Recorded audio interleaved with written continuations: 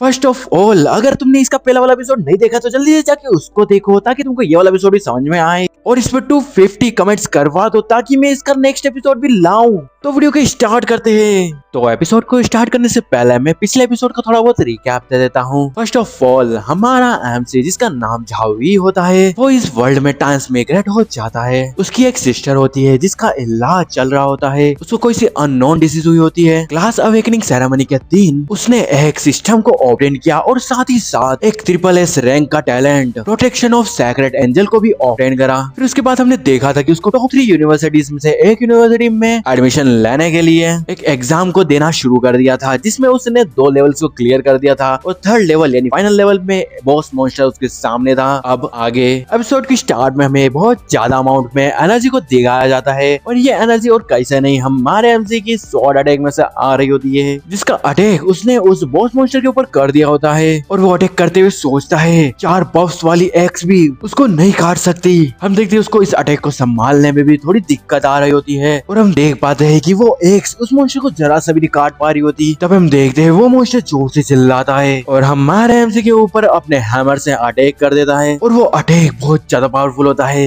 लेकिन हम देखते हैं हमारे एमसी ने उसको अटैक को डॉज कर जाता है और वो कूद के पीछे आ जाता है। तब हम देखते हैं वो मॉन्स्टर उस धुएं में से तेजी से निकलते हुए झावी को एक अपने हैमर के जोर से मार देता है, जिसके कारण झावी 5-6 पिलर्स को तोड़ते हुए फेंका गया होता है और वो सीधे एक दीवार में जाकर भिड़ता है। लेकिन उसके ऊपर आर्मर होने के कारण उसको ज्यादा डैमेज नहीं हुआ होता है, और वह सोचता है अच्छी बात है, मेरी प्रोटेक्शन के लिए मेरे पास सेंट नाइट का आर्मर है, नहीं तो मेरी हड्डियां टूट जाती। लकीली मुझे पता है कि मुझे इस एक्सचेंज के बाद क्या करना है, मुझे बिना वजह कोई हिट नहीं लगी। तभी झावी वहाँ पर बोलता है स्पेयर ऑफ विक्ट्री। हम तो उसके हाथ में एनर्जी जनरेट होने लग जाती है। उसके बाद हम देखते हैं आसमान में बहुत सारे पोर्टल ओपन हो जाते हैं, जिसके अंदर से बहुत सारे स्पेयर बाहर आ रहे होते हैं, और हमें इस स्किल स्पेयर ऑफ विक्ट्री के बारे में बताया जाता है, जिसके लेवल 3 और ग्रेड C होता है। ये कंडेंस डिवाइन लाइट से स्पेयर बनाकर थ्रो करती है, जो एनिमी से हिट हो जाता है वो बहुत ज्यादा डैमेज रिसीव करता है। तभी हम देखते हैं वो सारे स्पेयर उस मॉन्स्टर की ओर जाने लगते हैं, लेकिन हम देखते हैं वो मॉन्स्टर अपने हैमर से उन अटैक्स को रोक लेता है। ये देखकर हमारा एमसी अपना हाथ आगे बढ़ाते हुए सोचता है मिनोटोर किंग स्ट्रॉन्ग है, वो स्ट्रेंथ और कॉन्स्टिट्यूशन के मामले में मुझसे ऊपर है, उसे ताकत से हराना इम्पॉसिबल है। आमतौर पर लोग इसी समय के साथ मरना पसंद करेंगे, लेकिन इससे पहला स्थान लेने का कोई भी मौका खत्म हो जाएगा।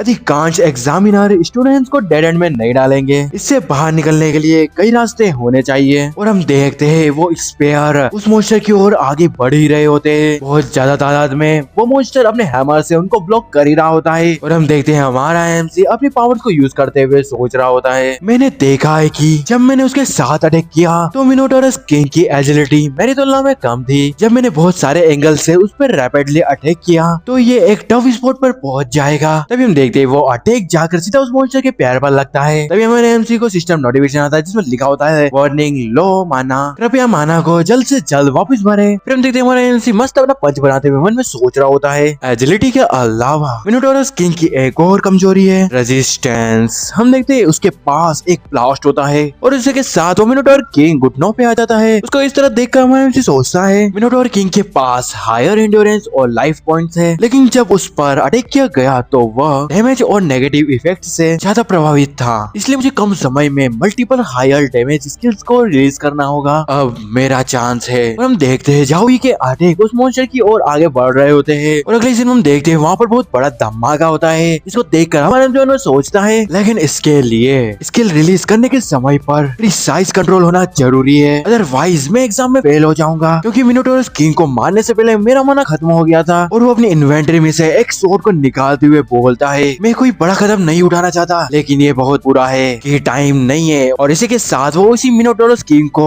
अपनी स्वॉर्ड से मार देता है। इसी के साथ झावी को बताया जाता है डीप डार्क फॉरेस्ट डंजन की नाइट में डिफिकल्टी को क्लियर करने के लिए congratulation, complete time 9 minute 24 second. तुम्हारी कॉलेज एंट्रेंस एग्जाम कंप्लीट होती है। हम देख पा रहे होते हैं कि झावी की हालत वहाँ पर बहुत खराब हो चुकी होती है, वो बहुत थक गया होता है। फिर उसको वापस से बताया जाता है तुम्हारी क्लियरेंस को SSS के रूप में बांटा गया है, इस मैप को क्लियर करने वाले फर्स्ट प्लेस बनने के लिए कांग्रेचुलेशंस। ये सुनकर वो हैरान होते हुए मन में सोचता है फर्स्ट प्लेस, क्या ये कंफर्म है कि मैं सुकोंग डिस्ट्रिक्ट में फर्स्ट प्लेस बनूंगा? और वो खुश होते हुए बोलता है ग्रेट, मैंने कर दिखाया। झावी हमें बताता है जिस ईयर मैंने ट्रांसमिग्रेशन किया था उस ईयर मेरी माँ चल बसी थी, मेरी बहन बीमार है, भारी मात्रा में कर्ज और चाओ यून की मेडिकल फीस, यह सब मेरी पीठ पर दबाव डाल रहा है। लेकिन इतनी हार्ड कंडीशन में भी मैंने हार नहीं मानी। अगर मैं अपने स्टेट्स नहीं बढ़ा सकता तो मैं कॉम्बैट स्किल्स को प्रैक्टिस करता रहूंगा और अपने फाइटिंग स्पिरिट को कल्टीवेट करूंगा। सिस्टम की अपीयरेंस ने मेरी लाइफ को सेकंड चांस दिया है, लेकिन भाग्य अभी भी मेरे हाथ में है। मुझे किसी और की तुलना में ज्यादा मेहनत करनी चाहिए और उस अवसर का लाभ उठाना चाहिए। मेरा हार्ट पहले जैसा ही है, अनशेकेबल। और वो पोर्टल की ओर जाते हुए बोलता है वापस जाने का समय आ गया है।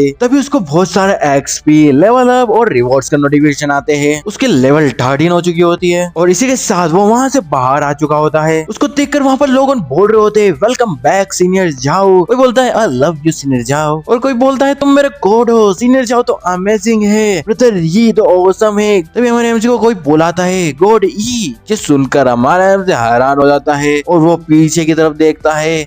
हम देखते हैं वहाँ पर हेडमास्टर और डायरेक्टर होते हैं। हेडमास्टर जाओ से बोलते हैं 10 मिनट के अंदर नाट में डिफिकल्टी को अकेले क्लियर करना ये सेकंड एकेडमी के लिए ऑनर की बात है। फिर डायरेक्टर बोलते हैं एग्जाम्स पर रिसर्च करने के मेरे वर्षों के एक्सपीरियंस से झाओवी में सुकोंग डिस्ट्रिक्ट में फर्स्ट प्लेस तक पहुँचने की पोटेंशियल है। फिर हेडमास्टर से बोलते हैं तुम्हारा फ्यूचर तो ब्राइट है। ये सुनकर झाओवी बोलते हैं अरे आप मेरे को ज्यादा ही तारीफें कर रहे हो। तभी वहाँ पर कोई तेजी से कार लेते हुए आता है जिसको देख कर वहाँ लोग बोल रहे होते हैं ये किसकी कार है, इसे इस तरह वेन्यू तक ले जाना। कोई बोलता है होली शिट, क्या ये कोई मैजिकल आइटम नहीं है जो फ्लाइट मोड में एंटर कर सकती है? The S400। एक बंदा बोलता है वो कार जो कैपिटल में घर लाए के S400। कोई बोलता है हाँ ये वही है। फिर डायरेक्टर उस कार के पास जाकर जाओ इसे बोलते हैं रिजल्ट मिनिमम 3 डेज में आएंगे, हम तुमको तुरंत रिजल्ट की जानकारी देंगे। ये सुनकर जाओ ये बोलता है थैंक यू डायरेक्टर जान। फिर हेडमास्टर से बोलते हैं वापिस जाओ और कुछ आराम करो, अच्छी खबर के लिए वेट करो। फिर हमें अगले सीन में हॉस्पिटल को दिखाया जाता है। हमें हॉस्पिटल के अंदर हमारे एमसी को दिखाया जाता है जो वहाँ पर कहीं जाते हुए मन में सोच रहा होता है। आखिर बातचीत के बाद झाओ वेन बिंग ने अपना वादा तुरंत पूरा किया। झाओ यून को हॉस्पिटल के डीलक्स सूट में प्रोफेशनल मेडिकल टीम द्वारा 24/7 उसकी स्थिति की निगरानी करने के लिए व्यवस्थित किया गया था। तभी एक नर्स उसके पास आते हुए उससे बोलती है मिस्टर झाओ आप यहाँ है। ये सुनकर हमारे एमसी से बोलता है मैं यहाँ झाओ यून से मिलने आया हूँ, मेरे पास उसके लिए कुछ अच्छी खबर है। ये सुनकर वो नर्स लिफ्ट का बटन दबाते हुए हमारे एमसी से बोलती है मैंने सुना है कि आपकी एग्जाम आज हुई है, रिजल्ट एक्सीलेंट रहे होंगे। फिर हम देखते हैं वो लिफ्ट का दरवाजा धीरे खुलता है और उसके अंदर से बहुत ज्यादा कोल्ड बाहर आता है। फिर वो नर्स कांपते हुए हमारे एमसी से बोलती है अजीब यहाँ पर इतना कोल्ड क्यों है, क्या हमने एयर कंडीशनर को बहुत धीमा कर दिया? फिर हमारा एमसी ऊपर की ओर देखते हुए सोचता है ये तो। फिर वो 26th फ्लोर पर आ चुके होते हैं। उस लिफ्ट का दरवाजा खुलता है और हम देखते हैं आसपास पूरी बर्फ ही जम चुकी होती है जो देखकर वो नर्स हैरान होते हुए बोलती है क्या क्या चल रहा है? हम देखते सामने का नजारा जहाँ सब कुछ जम गया होता है, डॉक्टर्स भी। ये देखकर हमारे से हैरान होते हुए सोचता है झाओ यून और वो तेजी से आगे की ओर भागता है जिसे देखकर वो नर्स चिल्लाते हुए हमारे से बोलती है मिस्टर झाओ और ये बोलने के साथ वो भी जम जाती है। फिर हम देखते हैं हमारा एमसी अपने वेपन से वहाँ की बर्फ तोड़ते हुए वहाँ अंदर आ चुका होता है और चिल्लाते हुए बोलता है झाओ यून और वो सामने कुछ देखकर हैरान हो जाता है और वो सामने देखता है कि उसकी सिस्टर के चारों ओर आइसी आइज होती है और उसके ऊपर एक आइस ड्रैगन होता है और एक लड़की उसको हिल करने में लगी हुई होती है। फिर लेकिन हम देखते हैं वो आइस ड्रैगन ऊपर की ओर रोर करता है जिसके ऊपर अटैक करने के लिए हमारा एमसी तैयार होता है। तभी वो लड़की चिल्लाते हुए उससे बोलती है जाओवी रुक जाओ, अटैक मत करो। जो सुनकर वो अपनी एनर्जी डीएक्टिवेट कर लेता है और वो आगे बढ़ते हुए बोलता है सिस किंग। फिर किंग हमारे एमसी से बोलती है अगर हम लापरवाही से अटैक करेंगे तो जाओ यून का दिल टूट सकता है। फिर हमारा एमसी से बोलता है यहाँ ड्रैगन क्यों है? फिर किंग उससे बोलती है जाओ यून की कोल्ड टीसी सडनली इग्नाइट हो गई, सभी लोग बर्फ में जम गए। अभी मैं जो सबसे अच्छा कर सकती हूँ वो इस फ्लोर से निकलने वाली कोल्ड एनर्जी को रोकना है, तुमको जल्दी करनी चाहिए और यहाँ से निकलना चाहिए। ये सुनकर हमारे एमसी परेशान होते हुए बोलता है फिर जाओ यू। तभी सिस किंग उसकी बात को काटती हुई उससे बोलती है जाओ ही किसी हाई लेवल प्रीस्ट के बिना मैं बस इतना ही कर सकती हूँ। ये सुनकर हमारे एमसी बोलता है मैं समझता हूँ। तभी वो अपनी पावर्स को एक्टिवेट करते हुए बोलता है सिस्टम। ये बोलने के साथ ही उसके सामने सिस्टम पैनल अपीयर हो जाती है और वो बोलता है स्लो रिकवरी को अपग्रेड करने के लिए सारे स्किल पॉइंट्स को यूज कर लो, तभी उसकी स्लो रिकवरी लेवल 4 एनहांस होकर स्लो रीजनरेशन लेवल 10 पर हो जाती है। और इसके इफेक्ट के बारे में तो तुमको मालूम ही होगा, पिछले एपिसोड अगर तुमने देखा हो तो बस कुछ माइनर चेंज हुए हैं। तभी वो इनहांस्ड स्लो रीजनरेशन को यूज करता है। उसकी पावर को देखकर सिस किंग हैरान होते हुए बोलती है सेंट नाइट के हीलिंग स्किल के अंदर का मैजिक बहुत पावरफुल है, यह मेरे जैसे लेवल 23 के पृष्ठ के इफेक्ट को भी सरपास कर सकता है। हम देखते जाओ ये अपनी सिस्टर को हील करने में लगा हुआ होता है और फिर वो बोलता है सिस किंग मैं यहाँ इसे होल्ड करूंगा, आप जाओ और सेक्रेटरी जाओ को तुरंत इन्फॉर्म करो और उन्हें जल्द ही हाई लेवल प्रीस्ट को इनवाइट करने के लिए कहो। ये सुनकर सिस किंग उससे बोलती है एक हाई लेवल प्रीस्ट का शेड्यूल पैक हो गया है, सेक्रेटरी जाओ ने उनके साथ जो अपॉइंटमेंट बुक की है वो अगले हफ्ते की है, भले ही हम उसे अभी कॉल करें वो समय पर नहीं आएगी। ये सुनकर हमारा एमसी उससे बोलता है आपको बस सेक्रेटरी जाओ को बताना है कि क्या वह यहाँ किसी हाई लेवल प्रीस्ट को बुला सकते हैं, मैं फ्यूचर में उसके लिए बिना शर्त एक काम करने का वादा करता हूँ। ये सुनकर सिस किंग हैरान हो जाती है और वो वहाँ से जाते हुए बोलती है ठीक है। हम देखते हैं हमारे एमसी को जो हिल करते हुए सोचता है कोल्ड का प्रकोप कुछ ऐसा है जिसे झाओ यून ने पिछले साल से हर रात अनुभव किया है। कोल्ड ओरा के प्रभाव में उसके पूरे बॉडी में इंटेंस पेन होगा। मैं जानता था कि हाल ही में कोल्ड ज्यादा गंभीर होती जा रही है, लेकिन मैं ये नहीं जानता था कि यह बाहरी दुनिया के प्रभाव करने के लिए पर्याप्त है। और हम देख पाते हैं कि हमारे एमसी को भी उस कोल्ड ओरा को संभालने में दिक्कत हो रही होती है। और हम देखते हैं सुबह से शाम, शाम से रात हो जाती है और उसकी हालत भी खराब हो जाती है, उसके पूरे शरीर पर बर्फ जमने लग जाती है। तभी हम देखते हैं वो ड्रैगन उसके पीछे से अटैक करने आ रहा होता है। तभी हम देखते हैं एक ग्रीन कलर की एनर्जी उसकी ओर आ रही होती है और वो जोर से उस ड्रैगन को हिट करती है और वो तेजी से ड्रैगन को पूरी जगह से हिट कर रही होती है, जिसके कारण झाओ यून को थोड़ी दिक्कत हो रही होती है। ये देखकर हमारा एमसी चिल्लाते हुए बोलता है रुक जाओ, उसे टच मत करो। तभी वो एनर्जी हमारे एमसी को भी हिट कर देती है, जिसके कारण वो दूर फेंका जाता है। तभी हम देखते हैं वहां पर एक प्रीस्ट आ चुकी होती है जिसने वो अटैक किया होता है। वो उस ड्रैगन से बोलती है यहाँ। तभी हम देखते हैं वो ड्रैगन उस पर अटैक करने के लिए आगे बढ़ता है और वो प्रीस्ट भी उस पर अटैक करने के लिए तैयार होती है। तभी वो अपने स्पेयर से खींच के उस पर देती है, जिसके कारण वो ड्रैगन जमीन पर गिर जाता है। और इसी के साथ हम देखते हैं वो प्रीस्ट उस ड्रैगन पर अपना स्पेल यूज करते हुए उससे बोलती है चले जाओ। और उसके बाद हम देखते हैं कि उसकी इस पावर के कारण वो ड्रैगन उसके स्पेल्स में बंद जाता है। फिर हम देखते हैं वो प्रीस्ट वापिस अपने पावर्स को एक्टिवेट करती है और एक खींच कर वापिस अपने पैर की उस ड्रैगन पर मारती है, जिसके कारण झाओ यून के अंदर से वो कोल्ड एनर्जी बाहर आ जाती है। फिर हम देखते हैं वो प्रीस्ट अपने स्पेयर को नीचे की ओर मारती है। फिर हम देखते हैं हमारा एनसी वहां पर जैसे जैसे आ रहा होता है और सोचता है क्या यह खत्म हो चुका है। उसका स्पेयर नीचे मारने के कारण वहाँ आसपास की बर्फ खत्म होने लग जाती है और वो प्रीस्ट बोलती है तुम जरूरी झाओ ही होंगे, मैंने तुम्हारे बारे में सुना है, मेरा नाम जो लीना है, king Yun city level 35 secondary awakened priest. ये सुनकर हमारा एमसी से बोलता है आपसे मिलकर अच्छा लगा मिस चुई। फिर मिस चुई हमारे एमसी से बोलती है डायरेक्टर झांग ने स्पेशली मुझसे कहा तुम्हारी सिस्टर को ट्रीट करने के लिए जल्द से जल्द, वो भी एडवांस में। और वो मन में सोच रही होती है अगर डायरेक्टर झांग ने मुझे नहीं बताया होता कि इस पर्सन के पास फर्स्ट प्लेस लेने का मौका है तो मैं रूल नहीं तोड़ती इतने लंबे समय तक कोल्ड से लड़ने के लिए। ऐसा लगता है कि डायरेक्टर झांग ने मुझे से झूठ नहीं बोला। फिर हमारा एमसी उससे बोलता है मिस चुई मेरी सिस्टर को किस तरह की डिसीज हुई है, क्या इसका इलाज संभव है। ये सुनकर मिस चुई उससे बोलती है कोल्ड एनर्जी के लीक होकर एक सॉलिड फॉर्म में जमा होना यह ब्लड लाइन अवेकनिंग का साइन है। ये सुनकर हमारे एमसी हैरान होते हुए बोलता है ब्लड लाइन अवेकनिंग, और वो हमें बताता है जब इटर्नल गेम पहली बार सामने आया तो बहुत से प्लेयर्स ने अपने कैरेक्टर्स को अदर रेसेस जैसे एल्व्स, जायंट्स, डीमंस और बाकियों के रूप में चुना। जब गेम रियलिटी के साथ मर्ज हो गया तो उन प्लेयर्स को ब्लड लाइन के लक्षण प्राप्त हुए। एल्व्स ब्लड लाइन वाले लोगों की आगे हरी और कान लंबे होते हैं। जाइंट ब्लड लाइन वाले ह्यूमंस 3 से 4 मीटर की ऊंचाई तक बढ़ सकते हैं। पिछले 200 सालों से उन प्लेयर्स ने इंसानों से शादी की और पीढ़ियों के बाद उनका खून पतला हो गया। उन्होंने धीरे धीरे उन गुणों और शक्तियों को खो दिया एक स्पेशल कंडीशन को छोड़कर।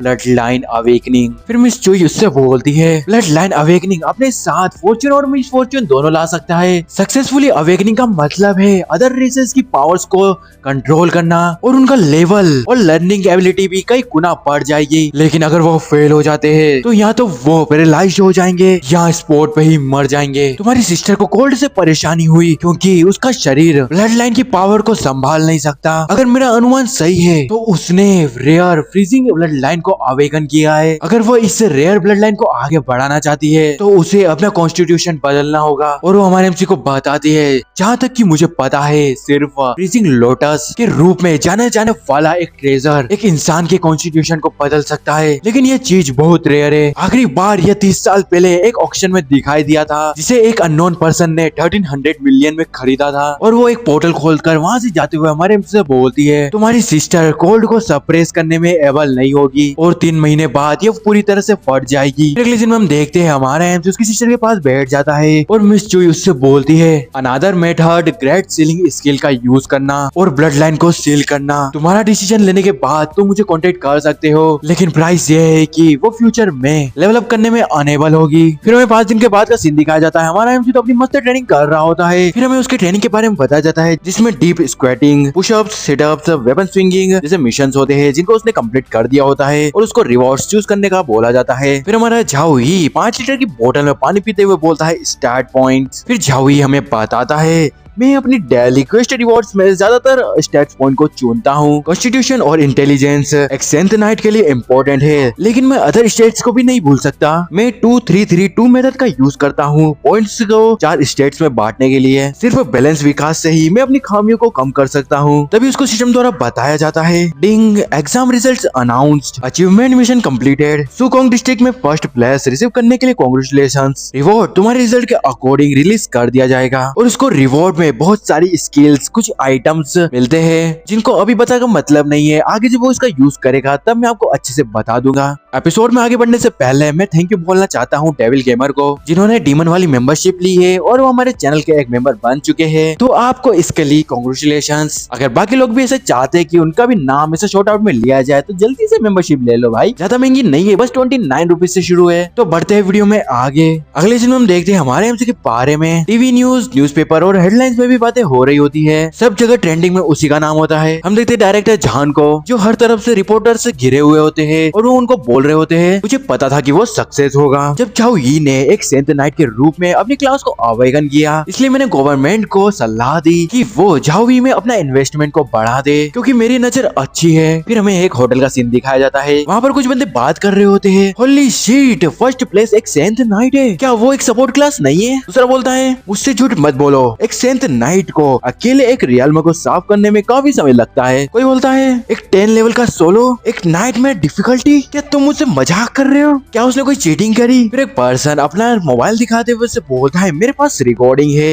ये असली है। ये देखकर वो बंदे हैरान होते हुए बोलते हैं कितना पावरफुल है और वो बोल रहे होते हैं ऐसा क्यों लगता है कि होली क्रॉस एक हाई टियर मैच के फायर से ज्यादा पावरफुल है। Weapon blessing gift of God blessing of courage, क्या कोई काउंट कर सकता है कि उसके पास कितने बफ्स है? फिर हमें एक बंदे को दिखाया जाता है जो हमारे एमसी की ही वीडियो देख रहा होता है। फिर हमें उसी बंदे को दिखाया जाता है जिसका चेहरा देखकर ऐसा तो नहीं लगता कि वो खुश है। और फिर वो बोलता है क्लियरेंस टाइम 9 मिनट और 24 सेकंड है, 20 सेकंड मुझसे भी तेज। और वो गुस्से में बोलता है ये झाओ यी दिलचस्प है। फिर वो उसके पास खड़े एक रोबोट पर अटैक करते हुए बोलता है लेकिन वो मेरा ऑनर छीनने की हिम्मत करता है, वो अपनी मौत को बुलावा दे रहा है। फिर हमारा सीन हमारे एमसी को शिफ्ट हो जाता है जो कि एक सड़क पर खड़ा होता है और वो अपने फोन में देखता है जिसमें एक बार जांगली गवर्नमेंट ने 5 मिलियन और दूसरी बार में 2 मिलियन ट्रांसफर करे होते हैं, कुल मिला के 7 मिलियन। हमारा एमसी तो यहाँ पर मिलियनर बन गया। और फिर वो सेक्रेटरी जाओ को कॉल लगाता है और उनसे बोलता है सेक्रेटरी जाओ क्या गलत है? तो फोन के दूसरी तरफ से वो बोलते हैं मिस्टर जाओ परीक्षा में आपके शानदार प्रदर्शन के बाद गवर्नमेंट आपको 5 मिलियन कैश में और एक लग्जरी मेंशन रिवॉर्ड में दे रही है। क्या आपके पास मेंशन के लिए कोई पसंदीदा एरिया है या क्या हमें इसे आपके लिए चुनना चाहिए? ये सुनकर वो मन में सोचता है, ऐसा लगता है कि उन्हें खबर मिल गई है कि मैं फर्स्ट प्लेस पर आया हूँ। और फिर वो बोलता है मैं इसका काम आप पर छोड़ता हूँ, आप ही संभालिए जो संभालना है। ये सुनकर सेक्रेटरी झाओ बोलते हैं अच्छा, और वो बोलते हैं मैंने सुना है कि टॉप 3 यूनिवर्सिटीज के लिए रिक्रूटमेंट टीचर्स रास्ते में हैं, क्या मुझे आपके लिए कोई राइड भेजनी चाहिए? ये सुनकर वो बोलता है कोई जरूरत नहीं है, वो पहले ही यहाँ पर है। तभी हम देखते हैं हमारे एमसी के सामने एक बंदा खड़ा होता है जो अपना कार्ड निकालते हुए उससे बोलता है हेलो मिस्टर झाओई, मैं रोंगयांग यूनिवर्सिटी से रिक्रूटमेंट टीचर हूँ। ये सुनकर हमारे एमसी बोलता है रोंगयांग यूनिवर्सिटी। तभी वहाँ पर कोई आते हुए बोलता है यो मुझे याद है कि रोंगयांग यूनिवर्सिटी ने कहा था कि झाओई बहुत घमंडी है। तभी हम देखते हैं वहाँ हेलीकॉप्टर में से एक बंदा नीचे उतरते हुए उनसे बोल रहा होता है और उसे अज्ञानी होने के लिए फटकार लगाई, तो आज तुम यहाँ क्यों हो? ये सुनकर वो बंदा बोलता है तुम्हारे शब्दों को देखो, झाओ तियानफू सच्चाई नहीं देख सका और उसे यूनिवर्सिटी से निकाल दिया गया है। मास्टर झाओई, अगर आप हमारे स्कूल को अटेंड करने में इच्छुक है तो रोंगयांग यूनिवर्सिटी 4 मिलियन आपको पे करेगा। फिर वो हेलीकॉप्टर वाला बंदा नीचे जमीन पर उतर जाता है और उनसे बोलता है रोंगयांग यूनिवर्सिटी ने जो भी आपको कंडीशन दी, मोडू यूनिवर्सिटी आपको उसका दुगना देगा। मोडू यूनिवर्सिटी में झाओई होगा, तुम सभी को जितना जल्दी हो सके छोड़ देना चाहिए। ये सुनकर वो पहले वाला बंदा गुस्सा हो रहा होता है। तभी हम देखते हैं वहाँ पर एक लड़की बहुत तेजी से आती है और वो बोलती है मैं तुम्हें ले जाऊंगी। उसकी इतनी तेजी देखकर हमारा एमसी भी हैरान हो जाता है। फिर हम देखते हैं वो लड़की हमारे एमसी को पकड़कर अपने पंख फैलाकर आसमान में उड़ जाती है और उनसे चिल्लाते हुए बोलती है क्या तुमने किंग जिंग यूनिवर्सिटी की परमिशन मांगी? फिर वो लड़की हमारे एमसी से बोलती है मिस्टर झाओ, किंग जिंग यूनिवर्सिटी के पास कल्टीवेशन के रिसोर्सेज के अलावा कुछ नहीं है। किंग जिंग यूनिवर्सिटी में 4 साल के लिए आपको हर साल ग्रेड ए कल्टीवेशन के रिसोर्सेज मिलेंगे। तभी हम देखते हैं वो किसी स्पेल में टकरा जाते हैं। तभी हम देखते हैं वहाँ पर एक और लड़की आ जाती है जो उन लोगों से बोलती है रिसोर्सेज हिस्ट्री और फेम के आधार पर फर्स्ट प्लेस पर भर्ती करना। किंग जिंग यूनिवर्सिटी जो कुछ भी प्रोवाइड कर सकता है सो कोंग यूनिवर्सिटी भी कर सकता है। किडनैपिंग में क्या फायदा है? अगर तुम उसे नीचे नहीं रखते तो मुझे ब्लेम मत करना। फिर वो पहले वाला रिक्रूटर भी वहाँ पर आती हुई बोलता है हाँ तुम घोड़े को पानी में ले जा सकते हो लेकिन तुम उसे पीने नहीं दे सकते। भाई इसका यहाँ मतलब क्या था मेरे को समझ में नहीं आया, अगर तुमको मतलब मालूम हो तो कमेंट सेक्शन में जरा बता दो। फिर वो रिक्रूटर बोलता है मिस्टर झाओ, मोडू यूनिवर्सिटी न केवल आपको हर साल ग्रेड ए कल्टीवेशन रिसोर्सेज प्रदान करेगा बल्कि हम आपको हर एक साल गोल्डन ग्रेड इक्विपमेंट्स का एक पूरा सेट भी प्रोवाइड करेंगे। ये सुनकर वो पिंक बाल वाली रिक्रूटर गुस्सा हो जाती है। फिर वो हमारे एमसी को नीचे जमीन पर ले आती है और उससे प्यार से बोलती है मैं आपको किडनैप नहीं कर रही, मैं सिर्फ निजी तौर पर मिस्टर झाओ के साथ एक कन्वर्सेशन करने की कोशिश कर रही थी। आपकी चॉइस बताओ मिस्टर झाओई। तभी वो दूसरी लेडी रिक्रूटर बोलती है मिस्टर झाओ, मैं सू कोंग यूनिवर्सिटी की रिक्रूटमेंट टीचर सू मई एयर हूँ। सू कोंग यूनिवर्सिटी पूर्ण रूप से ताकत का अभ्यास करता है। अगर आप स्कूल में अर्थ रैंक या हेवन रैंक में इंटर कर सकते हैं, ग्रेड ए रिसोर्सेज के बारे में भूल सकते हैं, तो आप ग्रेड एस रिसोर्सेज को भी ऑब्टेन कर सकते हैं। और सू कोंग यूनिवर्सिटी बार बार फर्स्ट प्लेस पर आ चुका है। पिछले 4 साल की फ्रेशमैन एक्सचेंज कॉन्टेस्ट में प्लेस आप सू कोंग यूनिवर्सिटी के स्टूडेंट को उससे कल्टीवेट करने की एबिलिटी देख सकते हैं। ये सुनकर वो पिंक हेयर वाली गुस्से में उससे बोलती है सू मे,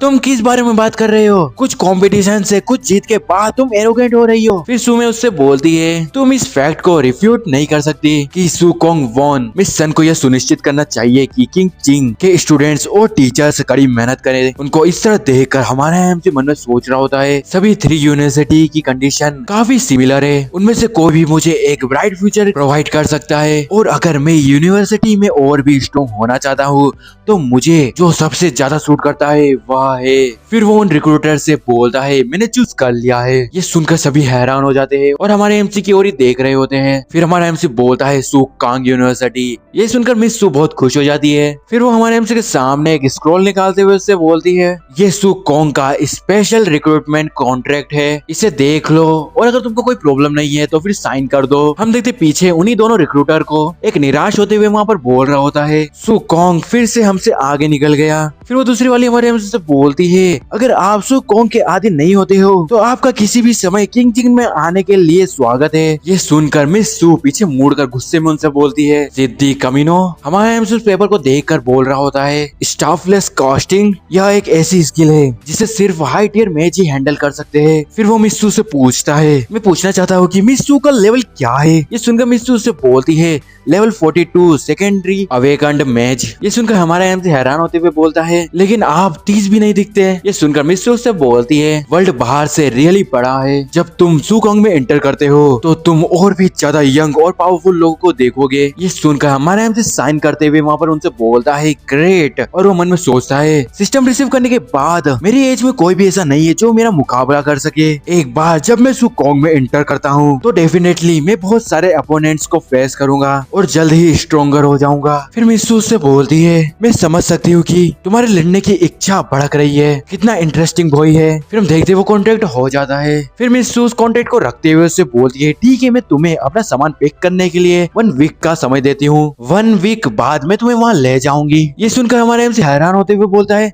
हाँ सुकोंग का सेमेस्टर इतनी जल्दी शुरू हो जाता है। फिर मिस्सू उससे बोलती है of course special recruits higher degree की कल्टीवेशन को एक्सेप्ट करेंगे और उनकी ताकत में तेजी से सुधार होंगे, तभी उनका नेशनल फ्रेशमैन एक्सचेंज कॉन्टेस्ट में बेहतर प्रदर्शन होगा। फिर हमें थोड़ी देर बाद का सीन दिखाया जाता है। हम देखते हैं हमारा एमसी उसकी सिस्टर और सेक्रेटरी जॉन को जो एक मेंशन में जा रहे होते हैं। फिर वो उस मेंशन के अंदर चले जाते हैं। उस मेंशन को अंदर से देखकर झाओ यून हैरान होते हुए बोलती है वाह कितना बड़ा रूम है, और यहाँ पर सिस्टर किंग भी मौजूद होती है जो उसकी व्हील चेयर को यहाँ तक लेके आई है। झाओ यून उससे बोलती है सिस्टर किंग ये newest nano sensor caretaker machine है। फिर हम देखते हैं सेक्रेटरी जॉन को जो हमारे एमसी से बोलते हैं मिस्टर झाओ यह वही मेंशन है जिसे सिटी की गवर्नमेंट ने आपको रिवॉर्ड में दिया है। सब कुछ मिलाकर यहाँ 3 फ्लोर है। सेकंड फ्लोर पर एक स्पेशलाइज्ड ट्रेनिंग रूम है, थर्ड फ्लोर में एक बड़ी बालकनी और अवकाश क्षेत्र है, और कुछ फ्लोर एरिया लगभग 1000 स्क्वायर मीटर का है। फिर वो वहाँ से जाते हुए बोलते हैं मैं तुमको अब और डिस्टर्ब नहीं करूंगा, प्लीज मिस झाओ के साथ एक रेस्ट लीजिए। फिर हमारा एमसी उनसे बोलता है सेक्रेटरी झाओ रुको, मेरे पास कुछ है जो मैं आपसे रिक्वेस्ट करना चाहता हूँ। और वो बोलता है झाओ यू अभी भी पूरी तरह से ठीक नहीं हुई है, उसकी बॉडी अभी भी कमजोर है, भले ही सिस्टर किंग उसके साथ रहेगी। मुझे आशा है कि आप कुछ समय के लिए मेरे प्लेस पर झाओ यून की देखभाल कर सकते हैं। फिर सेक्रेटरी झाओ उससे बोलते हैं ये मेरे लिए सम्मान की बात है। फिर हम देखते हैं मिस्सू वहाँ पर आ चुकी होती है जो हमारे एमसी को कार में से बैठे बैठे देख रही होती है। हमारा एमसी उसकी सिस्टर से बोल रहा होता है याद रखना अगर तुमको कोई भी प्रॉब्लम हो तुम बस मुझे कॉल कर देना, तुमको हर हफ्ते प्रिस्टेस चुई की पिल्स को खाने की जरूरत है, मत भूलना। तुमको सिस्टर किंग को हर रोज अपनी बॉडी की जांच कराने की जरूरत है। सेक्रेटरी झाओ तुम्हारे लिए कुछ दिन बाद स्कूल जाने की अरेंजमेंट करेंगे, उनकी बात सुनना। हम देखते झाओ यून जिसने अपने कान बंद कर रखे होते हैं और वो हमारे एमसी को चिढ़ाते हुए बोल रही होती है ब्ला ब्ला ब्ला, जो देखकर हमारा एमसी उसके गाल खींचने लग जाता है। फिर झाओ यून उससे बोलती है मैंने तुम्हें सुन लिया।